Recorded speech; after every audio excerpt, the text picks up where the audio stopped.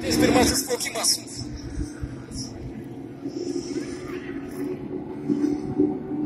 Pirmame posūkyje pagal visą eilę turėtų būti Ieva Minera, antras Lothars Miners, trečias Igor Titko, 81 startas numeris.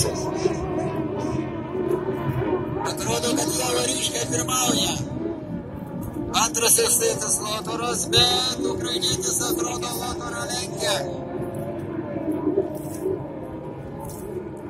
Ieva kol kas pirmauja ir ryškiai pirmauja, bet su čempionišku gliseriu ukrainietis artėja.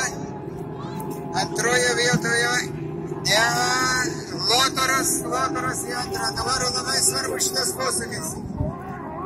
Lotharai tęsti geresnį vidinėje pozicijoje. Na dabar gauna vandens ukrainietis Igor Titko.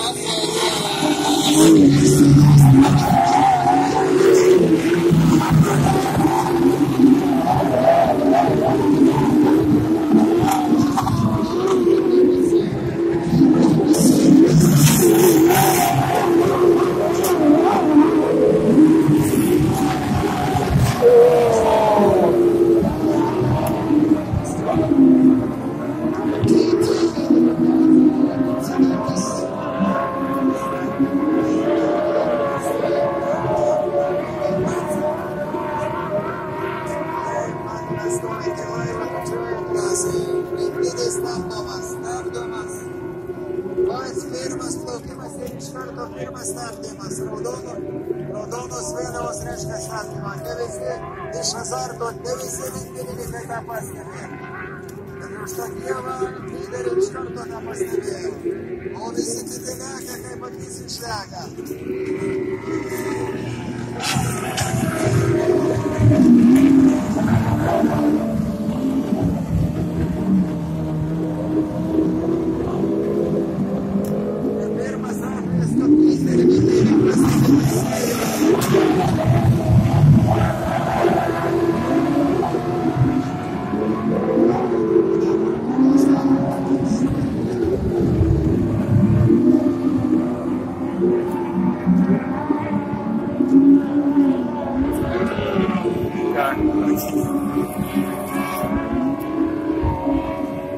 Panašu, kad tik tai Ieva Minera pastebėjo raudoną, nes jis galima dabar visas stabdomas tiltelis taip pat mojuoja visiems.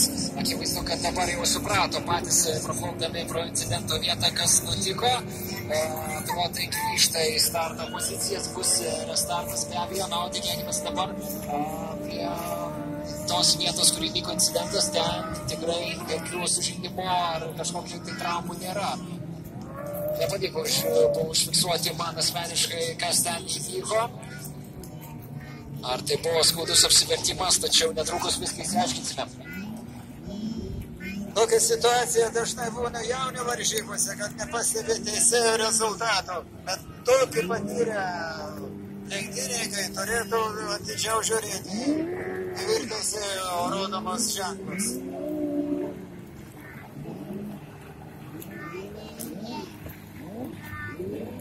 Taip žiūrime, kokio numerio nematome, kuris vis tik ten numeris nukentėjo.